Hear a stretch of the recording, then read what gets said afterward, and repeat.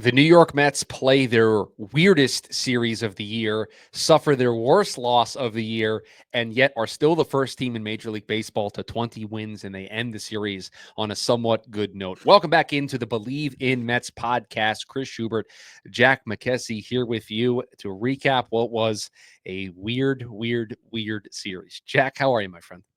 I am still recovering from the Sunday game and at the same time still celebrating the offensive outburst that was the Monday game. I am still mourning the loss to start the series and also excited about what we saw from Francisco Alvarez and Jeff McNeil throughout their season debut. So I'm excited to talk about this whole thing after what was a very, very strange series, like you said. You didn't even mention a game that had 2 rain delays, one before the game and then one when the game started. I mean, Right. It's just this series had literally everything for the New York Mets, and we'll do it in chronological order. And we'll start on Friday, where the weirdness began right away with Brandon Nimmo weirdly throwing a ball into third base instead of hitting the cutoff man. And you just knew things were weird from the jump. And the Mets are able to rally. Mark Vientos hits a go-ahead bases clearing triple because Dylan Cruz tries to be a hero and dive to get the ball. It goes behind him. And then what became a theme in this series for the New York Mets, Ryan Stanek blew a save. They did not have Edwin Diaz available. They turned to Ryan Stanek. He allowed a leadoff triple because Juan Soto couldn't get to a ball in right field. Jeff McNeil could make a play. Trust me, I heard all about how Luisangel Acuna would have made that play, and Jeff McNeil didn't. And the Nats walked off the opener of this series, and that just set the table for the weirdness that the Mets were going to undergo over the course of these 4 games. Unfortunately, one of my big takeaways from this weekend, this wraparound series, was Ryan Stanek is tumbling down the trust tree a little bit with. He's off. He's off the trust tree. He has to be off the trust tree. To be fair to him, he's been thrust in a weird position because of Diaz's hip injury situation, whatever you want to call it. It was a cramp. It was just a cramp. His legs being different sizes and they fixed it, whatever that means. And then kind of being thrust into this weird pseudo closer role where when Diaz works the day before, they don't really want him working back to back anymore just to make sure his hip is okay. So with him having worked in the prior game and still dealing with that hip thing, because I think that was at the end of the last series, the Mets turned to Ryan Stanek in the first game and it did not work. We will talk about how it did not work again.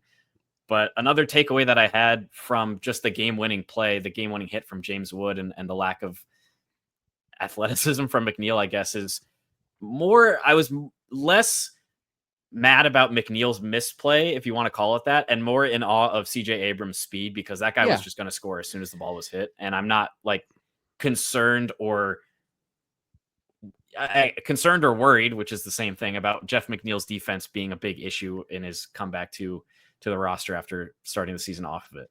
I'm not convinced that Luisangel Acuna actually makes that play. And that's not a slight to Luisangel Acuna. That is a very well-hit ball to a very specific spot that would have been difficult for any second baseman to make. And I think with the bullpen giving up or Stanek setting up that situation, right? And the blunder that was made earlier in the game by Nimmo, this being McNeil's first game back, they sit down Acuna. I think everybody was ready to jump at the first opportunity that McNeil messed up with how well Acuna had been playing.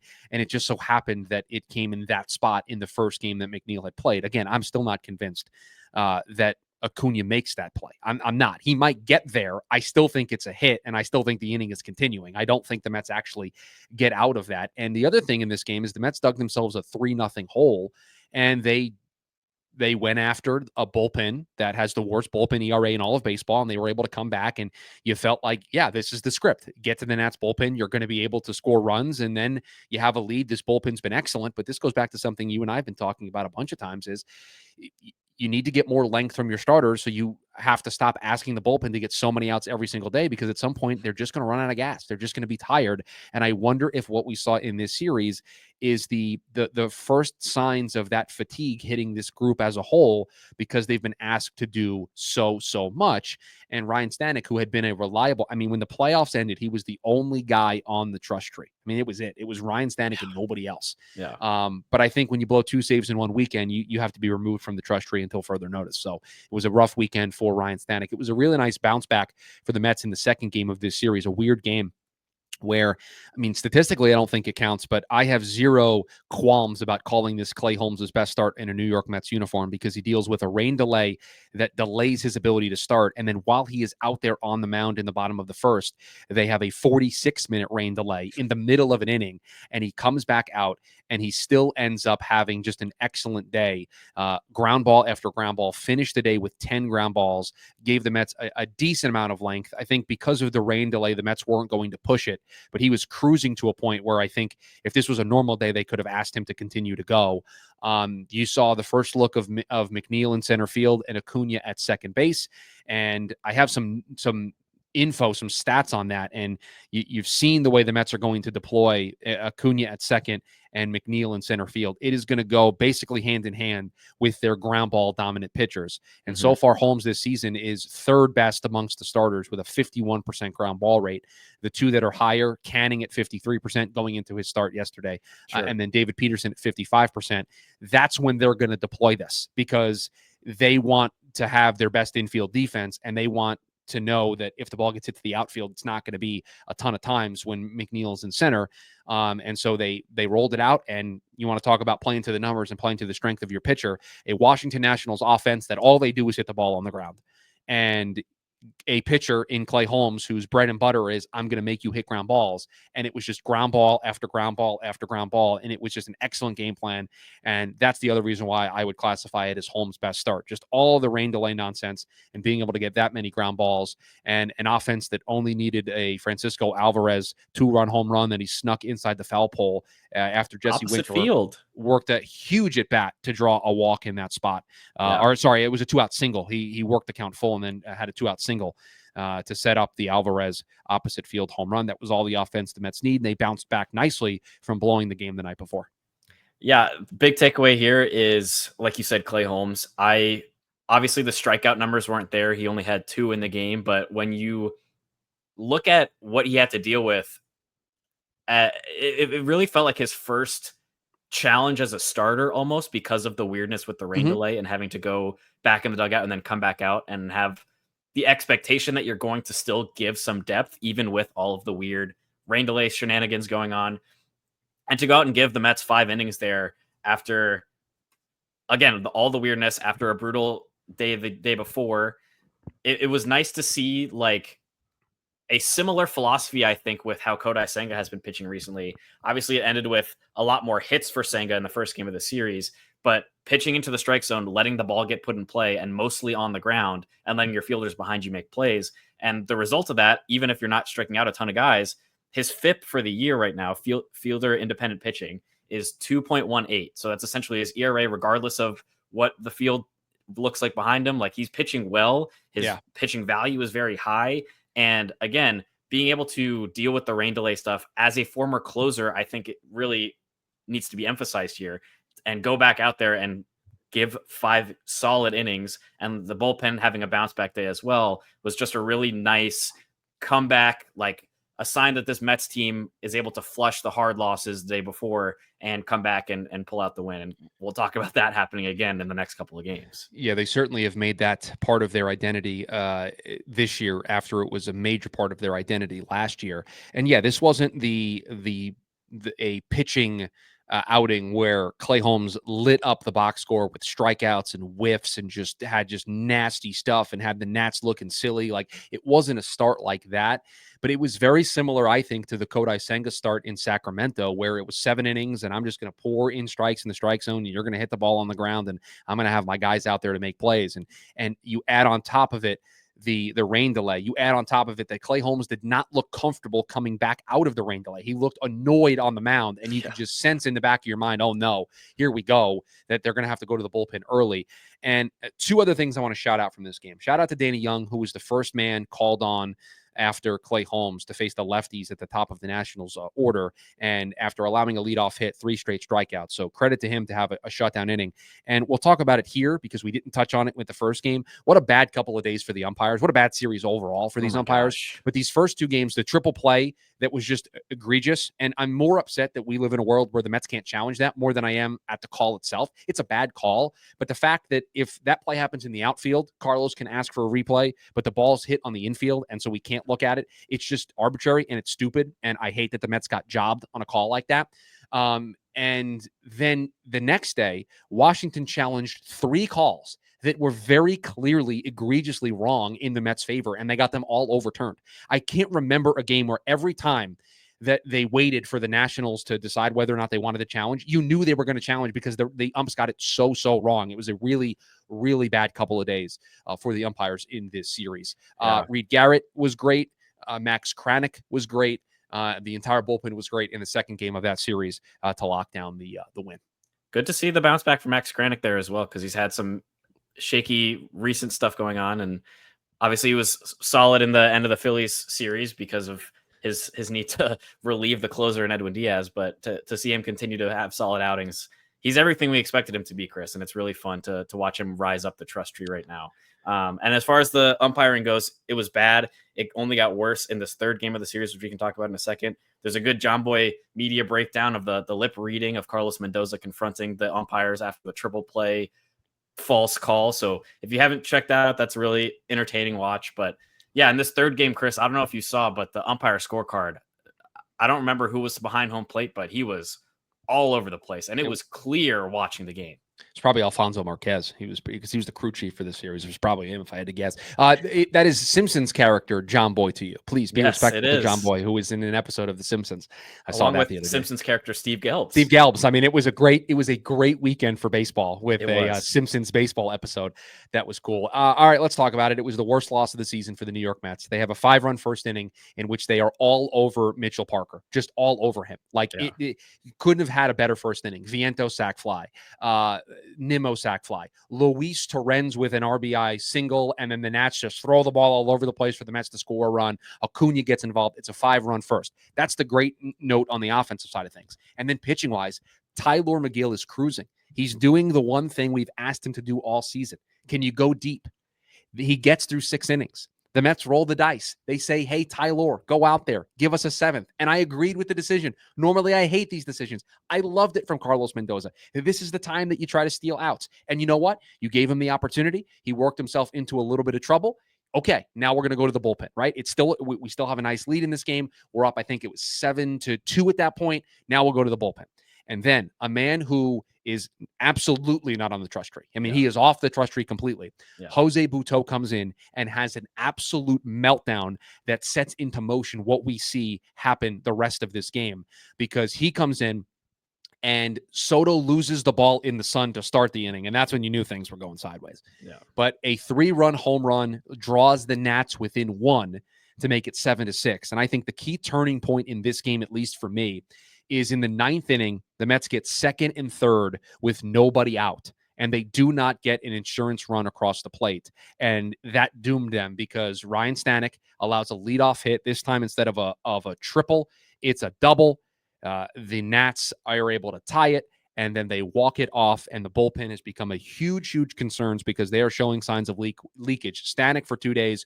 Butto, it's been a roller coaster. He was bad in Minnesota. He was better against St. Louis and Philly. Then he was bad at the end of the Philly series, and then he was bad in this game against Washington. And it has become a major question mark out there in that bullpen for this team. The weird part about this game was Mitchell Parker was at like 40 something pitches, 700 pitches in the first inning, give or take a few. Yeah. But like the Mets had multiple chances throughout the rest of this game to keep pouring on runs, or at least to, after the first inning, get Mitchell Parker out of the game early. They had the Nats had a reliever up in the bullpen in the first inning. The Mets batted around. They had a chance to just drive up that pitch count, get to the Nats bullpen, which we said last episode in this preview for the series.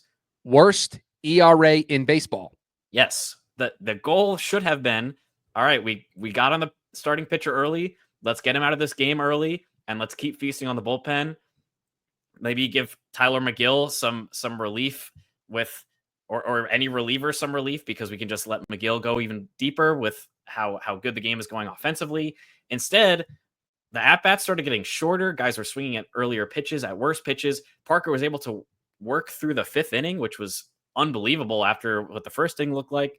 And then the big frustration for me, and I texted you about this when it happened, obviously everything got turned around in the final game of the series, spoiler alert, but Brandon Nimmo comes up twice in the 7th inning and in the 9th inning. The 7th inning, he has first and second, no outs, and he grounds it to a double play.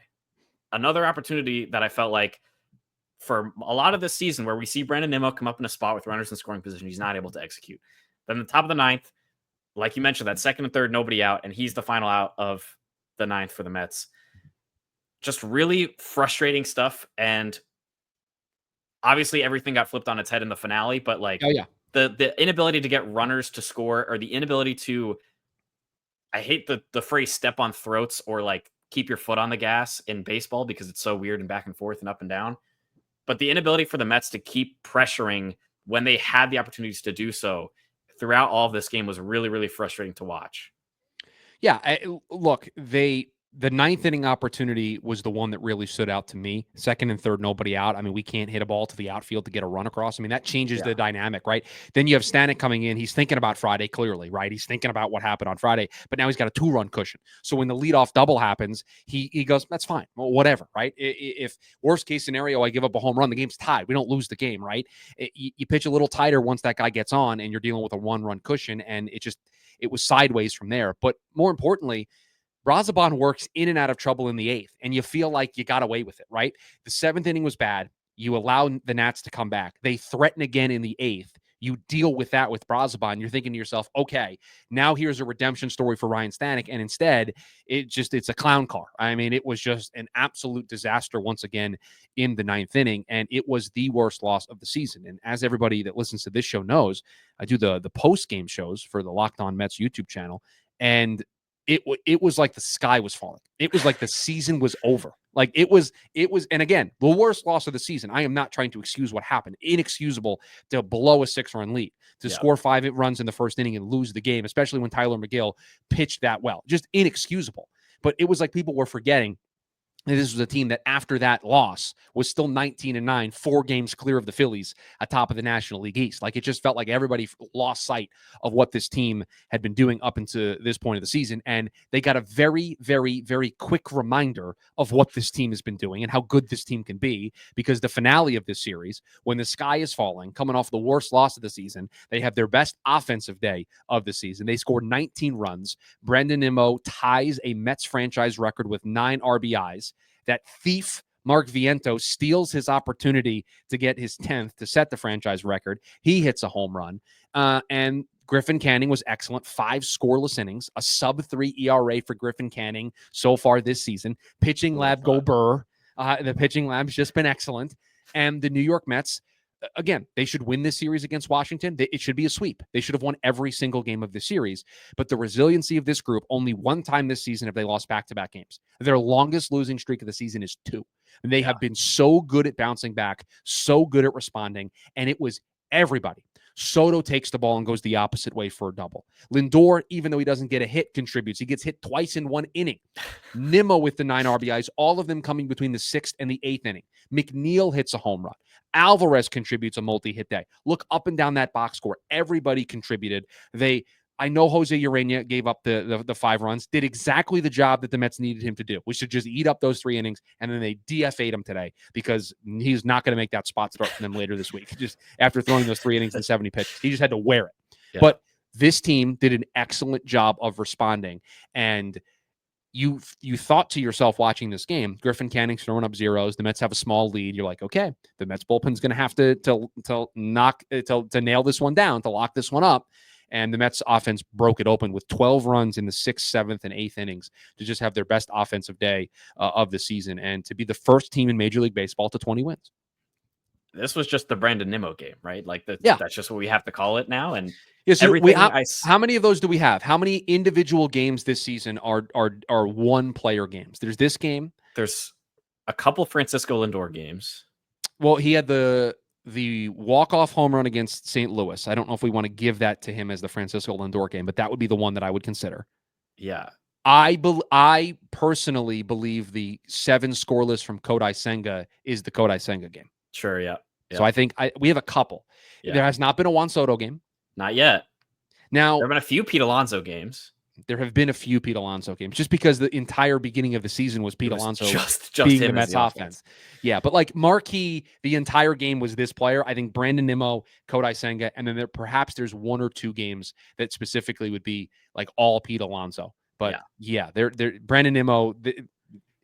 Monday, April 28th, 2025 is your day. 9 RBIs, a huge day, a grand slam, 2 home runs. I mean, he's just excellent. And the other part of it too that's so good is not just that it's Brandon Nimmo who had the day, but he had been struggling. And so to have this day, you think to yourself that it could be the thing that unlocks him here and gets him going confidence-wise. And so for him to have this day, for it to lead to a Mets win, it was really, really good to see. It just felt like a day where like pretty much the entire lineup, and I mean, Griffin Canning hasn't really struggled, but it felt like the whole lineup was just like flushing out all of the bad vibes that the day before had brought, with the rough loss, blowing that 7-1 lead, and then just breaking out like players like Brandon Nimmo, who I had just been piling more garbage on after his struggles with runners in scoring position, breaks out with, like you said, 9 RBIs, tying Carlos Delgado for the Mets record. You have Mark Vientos starts driving the ball. His batting average is up over the Mendoza line now. Jeff McNeil is hitting home runs in his return to the lineup. Like, all of these guys are taking all of the bad vibes from the first game of the series, the third game of the series, and saying, you know what? We're still a really good team. We'll prove it. We're going to win our 20th game of the season, the first in MLB to do so, by the way. And we're going to do it in a dominating fashion. And I will say, shout out to Jose Urena for his 3 innings, 5-run save. Yeah, I mean, it counts as a save in the box score. He will always have that. When I saw somebody on Reddit say, so when we win the ring, does Jose Urena get one? And everyone's like, absolutely. He's got a Julio save. Teheran of 2025. Right. This man got a save. This man has more saves than – does he have more saves than Max Kranick? Does Max Kranick have a save so far? I think. Let me look. I have the Fangraphs numbers up. I don't know. I think Kranick gets credit. No, Kranick does not have a save. So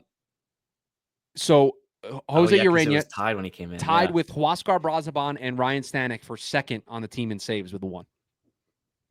I mean, we'll always have Jose Urena's 1 save. I don't know if that's going to take on the way that we'll always have Kodai Senga's 1 start, but we can certainly give it a shot. Yeah. It is now a 3-game series coming up, and this is a team that we're going to see a lot of. 6 of the next 9 games for the New York Mets are against a team that I am very familiar with. I know very well. Cover them every day here for local sports talk radio in Arizona.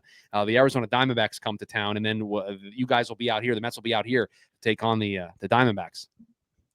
Have you looked at the probable pitchers for this week? I have my Brian Windhorst fingers up for our audio listeners right now. Okay. Do you want to explain? Because I see a name listed on Fangraphs. The Mets currently do not, at least according to MLB's probable pitchers, do not have a starter listed for tomorrow's game. That is Wednesday the 30th. And in fairness, when Jose Urena was called up, many people were saying that was going to be where they were going to use Jose Urena. Jose Urena has been DFA'd. Because he picked up a very important save for the New York Mets. Because he picked up a very important save. Chris, do you know whose turn in the rotation it is for the AAA Syracuse Mets on Wednesday, April 30th? You're going to tell me that it's Brandon Sproat's turn in the rotation. It is Brandon Sproat's turn in the rotation for AAA, in theory, on Wednesday, April 30th. And now, the reason, for extra context here, the reason the Mets don't have a listed starter, the reason they're probably going to use a 6th starter, they're trying to get Kodai Senga another extra day of rest. He is supposed to pitch on Thursday in the series finale against the Diamondbacks. Yes, so it's going to be David Peterson and Eduardo Rodriguez tonight as you're listening to this podcast, or if you're listening to it afterwards and the game's already taken place. It's David Peterson against Eduardo Rodriguez, a little southpaw action, lefty on lefty violence between Peterson and Eduardo Rodriguez. And then it's Corbin Burns on Wednesday, who has not been the Corbin Burns that you have seen in Baltimore and that you've seen in Milwaukee. He is somewhat struggling to start his Diamondbacks tenure, although was better his last time out, but has not had the same zip grip on his cutter in particular. He has been missing a lot with that pitch, and it's been getting crushed so far. And then in the finale, it's Kodai Senga against Zach Gallen. Now, do you know who Fangraphs has as the projected starter for Wednesday's game? Because they have a name listed. I Bleav the Mets made a move calling up another pitcher from AAA. So they made a move today. They made a whole bunch of moves because they signed Brooks Raley and then they placed him on the 15-day IL because he's got elbow surgery. They transferred Sean Manaea to the 60-day IL, which is just a transactional thing. It doesn't change anything about when Sean Manaea is coming back. Just want to make that clear for everybody. They DFA'd Jose Urena, and they recalled from the minors Kevin Herget. Yeah. Who they picked up in November of last year. After the World Series or around the World Series, they picked him up. Yes. Fangraphs has Brandon Waddell listed as the projected starter for the New York Mets. You got my neck with that one. They have the 30-year-old lefty who is down in AAA with the New York Mets, listed as the probable starter. This is from Tim Britton, who said Waddell could get called up for a spot start or bulk relief outing during the Mets series against the Diamondbacks this week. That's from Tim Britton of The Athletic. So we may have to wait a little bit longer for Brandon Sproat Day.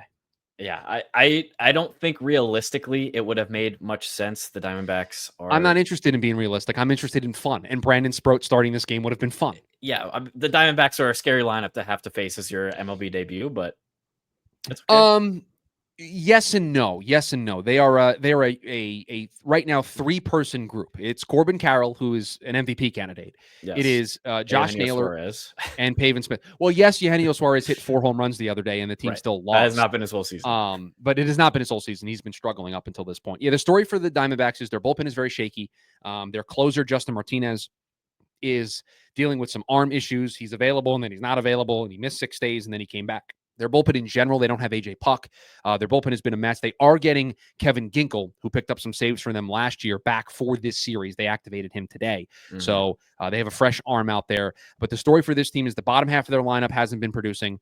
Their rotation has been shaky outside of Brennan Pfaadt.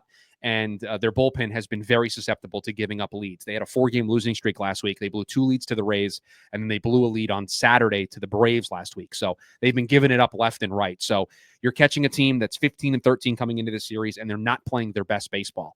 If not for a series saver on Sunday, they would be in the middle of a 5-game losing streak right now.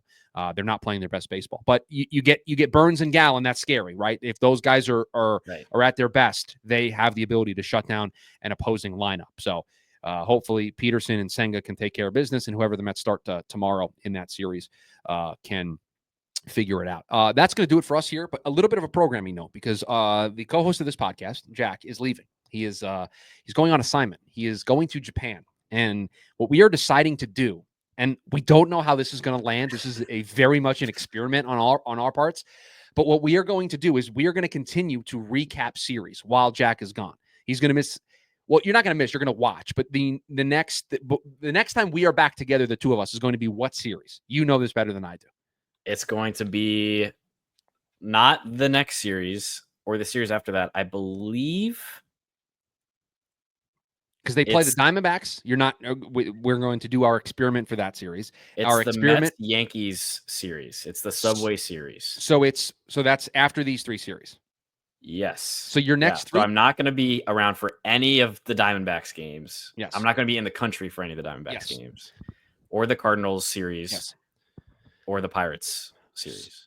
So Jack is going to keep up with as much of Mets baseball as he can while he's on a different time schedule. But what we are going to do is we're still going to give you regular breakdowns. But the way this is going to work is after this Arizona series, I am going to do a solo episode of this podcast, and I'm going to break down the Diamondback series if I was a pen pal writing Jack a letter and explaining to him what happened because he did not watch the series. So hopefully everybody has some fun with this. And then after the next series against the Cardinals, Jack's going to respond with a letter. He's going to write back in podcast form. So it was just something unique that we're going to do, since Jack's going to be out and about and isn't going to be able to be available for every podcast. So I came up with this idea the other day. It may be an absolute disaster. Who knows? But it's fun. It'll be a different way for us to recap this series. So that's what you have to look forward to. It'll be you and me the listeners writing to Jack and explaining to him what happened in this series against the Arizona Diamondbacks. But if you want to watch the show, you can do so. Jack McKessy on YouTube, McKessy. Listening on podcast, please rate, review, subscribe wherever you are watching or listening to this podcast. We greatly do appreciate it. And we will be back, or at least I will be back next time to break down this Arizona Diamondbacks series. So we will talk to you next time. And as always, let's go Mets. Let's go Mets.